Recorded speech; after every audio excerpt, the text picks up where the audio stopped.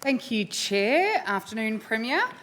I'm still seeking some clarity around the Emergency Services Volunteers Fund, and I do have to refer to the Gazette on Friday with revised figures after Friday's announcement. But your Gazette on Friday did list the funding for each recipient and the percentage that comes from the Emergency Services Volunteer Fund. That allows us then to calculate each agency's total budget for 25-26. The budgets of FRV, the CFA and the SES have all reduced from 23-24 by 115 million, 42 million and 8.5 million respectively. So how is it that you're raising an extra $550 million in tax but actually be cutting the budget of the main emergency service responders by 165 million? Well, thank you, Ms Benham. I'm really pleased that you have asked me this because it gives me the opportunity to clarify and to make it absolutely clear that your calculations are wrong. Your question where you said, you made a statement in your question that the Gazette allows you to calculate the total budget for 25-26 is simply incorrect. It's simply incorrect. How is that incorrect? And I'm about to take you through how incorrect that statement is, because we've been really clear. Whilst every dollar of the Emergency Services Fund will go to emergency services, not every dollar that is expended in those emergency services agencies comes from the fund. And as colleagues would know, because we've just been through a recent parliamentary debate, the Emergency Services Volunteer Fund funds up to a threshold. Funds up to a threshold of 90 and 95%, depending on the agency. Therefore, there's more money that gets allocated by the government into emergency services. And a couple of examples that I can provide you with that demonstrates how your assertion is wrong. And in being really clear that your assertion is wrong, I would really hope that you could work with us to be able to make sure that this misinformation doesn't get out there into communities, because that would be quite a dishonourable thing to do, to have this level of misinformation be circulating in communities when it's just simply not correct. And it could come from, I'll give you the benefit of the doubt, it could come from a simple misreading of the budget papers and the Gazette, or it could be some deliberate misinformation, but I'll give you the benefit of the doubt, Ms Benham, as to which one it is. An example of what's not in those Gazette figures is the investment that we're making, investment that has already been announced and totals more than $250 million of support to our emergency services for things like the rolling fleet program for the CFA and the SES, the rolling fleet program for Fire Rescue Victoria. That's just one example of many more where there is other funds that go to our emergency services, and it's just simply not correct to extrapolate the figure you see in the Gazette with the overall budget for our emergency services. So I really hope that clarifies it for you, and you can work with us to make sure that that matter is put to bed once and all, that none of this misinformation gets circulated in the community, because that would be quite deliberately misleading of our investments that we're making in our emergency services. I'm still not clear, Premier, honestly. Where it's got the Country Fire Authority is listed, funding from that, the fund at 95%, it's easy to calculate. You divide that figure by 0.95 and you come up with 100%. Right. So are you saying that there is, what do you say then the other base funding might be, if that's not the correct calculation to get to 100% of the CFA funding, which is in fact less than 24-25 figures, at 337.6 million? So again, you simply you cannot extrapolate a previous budget, an annual report, with which you've drawn those figures from, against the Gazette, against the total budget for our fire agencies. If I can use a colloquialism, they're not apples and apples, right? And so they're not direct comparisons. They're incorrect, and I will repeat, I will give you the benefit of the doubt that your calculations, your interpretation is incorrect. because it's misunderstanding how the budget of our emergency services agencies are put together. They include funding from the Emergency Services Levy, and every dollar, as I've said, is going towards our emergency services. But I've mentioned the trucks and things like the VSEP program that goes towards our SES. There's also funding that comes from other parts of government as well that goes into our emergency services. And this is a really important point because our emergency services work together. Our emergency services work together in those events particularly of an emergency. And also too, there may be funds that are held in trusts by agencies and departments.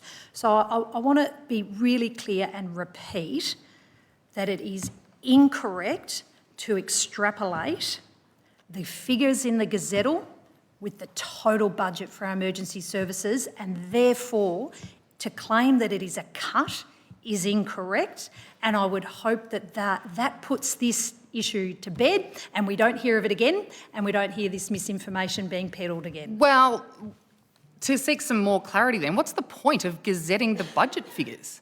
And what do you say the figure, for example, for 25-26 for the CFA is, for example? So the point of the Gazettal, and our colleagues from the Legislative Council will know this because of the long debate, the point of the Gazettal is the Treasurer is required to do that by legislation. The Treasurer, and again, this has been since the Royal Commission into the 2009 Black Saturday fires that initially recommended that the state of Victoria move towards this mechanism, the mechanism of a levy, initially, yes, to fund our fire services. Since that Royal Commission recommendation, and it did have bipartisan support, I'll be clear, and the mechanism was introduced in 2012-13 by the former Liberal government. The requirements under the mechanism for the allocation of the funding from the levy is required to be gazetted, and there is a requirement under legislation for that gazettal to occur by the end of May, and for it to reflect the decision of the Treasurer in setting the rate for the coming year. So I hope that clarifies the why the Gazette exists and why we need to gazette the emergency services, how the emergency services levy is collected. Again, an existing levy, an existing mechanism that has been expanded in recognition of the increased demand that is being placed on our emergency services, but how and whilst we said every dollar that is raised is going towards our emergency services, not every dollar for our emergency services comes from the Emergency Services Fund. Thank you, Premier. Are you able to provide the emergency services funding breakdown by agency on notice? On notice? Yeah, we can look. I think you might also have the Minister later today as well. I'm sure we can provide that information.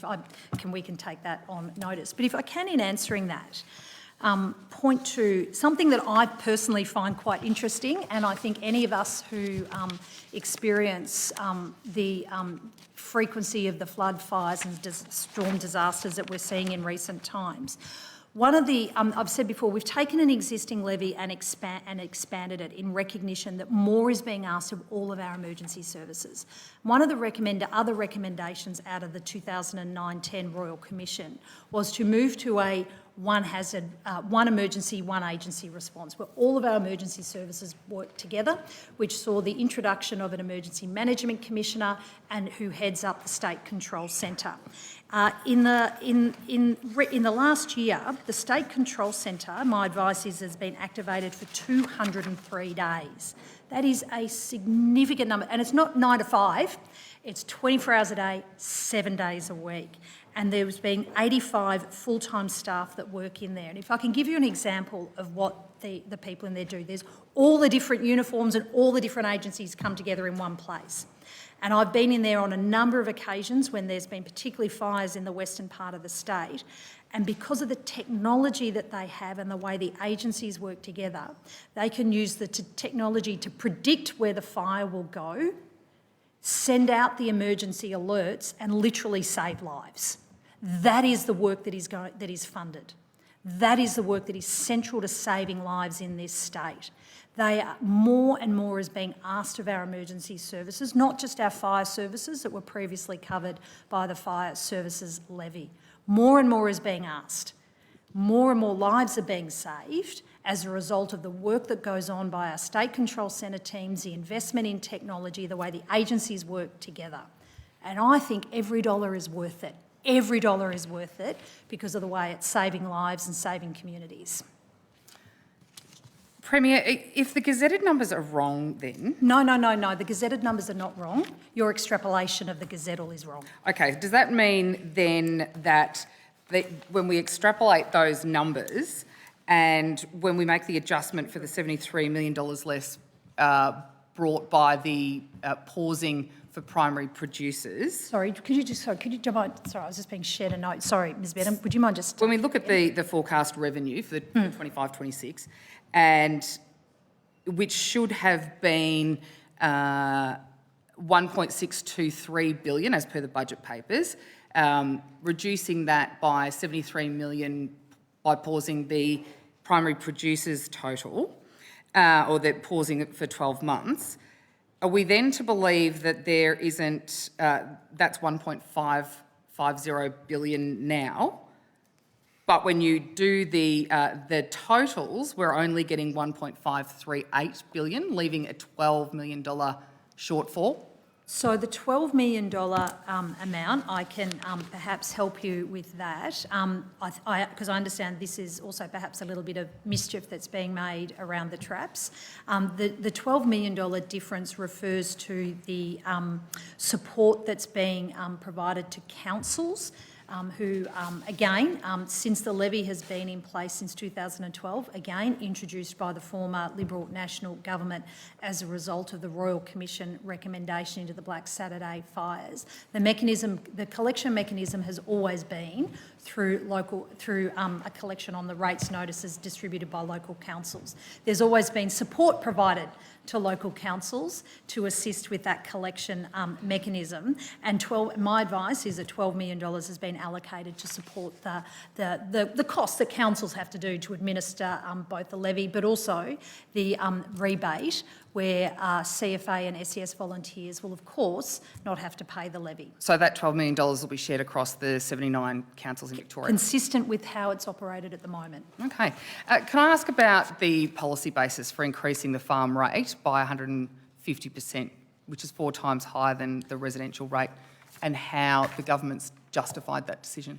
So in terms of because the policy decision has been made to take the existing levy, an existing levy that has been in place since the former Liberal National Government introduced it in 2012, and expand it in recognition of the increased frequency of fire, flood and storm events. And I've just given you some of those statistics that have come from the State Control Centre and the demand that's being asked of the State Control Centre. That's just one example of many. The State Emergency Services is being asked to do more and more and more, whether it's up in the hills in the Dandenong Ranges. I visited Merbau North after the storm went through there in February of last year. More and more is being asked of our emergency services, and indeed I was struck by, and I'm happy to share with you some of the detail here around how the Bureau of Meteorology is predicting, and indeed the chief, the CFA acting chief officer recently is talking about the great concern for firefighters at this time of the year. Sorry, Premier, sorry. No, that's fine. We know why you're doing it. We've heard all that. That's fine. You just asked me why. No, you just asked me the question, why are we doing it? What I actually want to know is how you can justify charging farmers 4 times what everybody else in the state is being charged at a time when they can least afford it, with drought, with the cost of feed, the cost of hay, the cost of fertiliser. How do you justify that kind of increase for primary producers? So again, your statement's not quite correct. Sorry, it's not 150%? The statement that there's only been a change to the primary production... No, that's not what I said. I said it has gone up 150%, others have gone up 100%. Your statement was not correct where you talked about just the increases around primary production. It goes to what I was saying before, and I was directly answering your question when I was saying that because of the increased demand, and also for property owners, whether you're a is 100%. farm owner, a household or a business, because of the increased ferocity of the floods, fires and storms, there is increased risk everywhere across the community. And to protect property, to protect lives, we need to provide additional investment and support to our emergency services. In terms of our primary producers, our farming communities, our rural communities are the most exposed to the ravages of a change. And the ones that are volunteers fighting those fires. And that is why they are getting a rebate. Will you guarantee that every single... Excuse me, Ms Benham, you've asked a question. And I'd like You get to ask the question, you don't get to tell the Premier how to respond. The Premier is being entirely relevant to the first question that you have asked. Premier, please proceed. And that is why we're also providing a rebate in recognition exactly, and I think this is also an important point, under the changes that have gone through Parliament, CFA and SES volunteers are getting a rebate, and depending on their circumstances, they will not have to pay anything. Under the alternative that's being proposed, they will have to pay, or there is a giant, the alternative too, is you talk about cuts to the emergency services budget. Under the alternative that we saw put to the Parliament last week by the opposition, there's a giant funding cut coming to our emergency services. Again, a giant not funding factual. cut that has not been explained, not supporting the rebate for volunteers in the SES and the CFA is the consequence of that giant funding cut that was announced last week. The rebate by actually the has opposition. nothing to do with the increase of 150% to farmers. And have you released details yet on exactly how and the mechanics around how CFA volunteers will actually be able to Apologies, get Ms that Benham. rebate?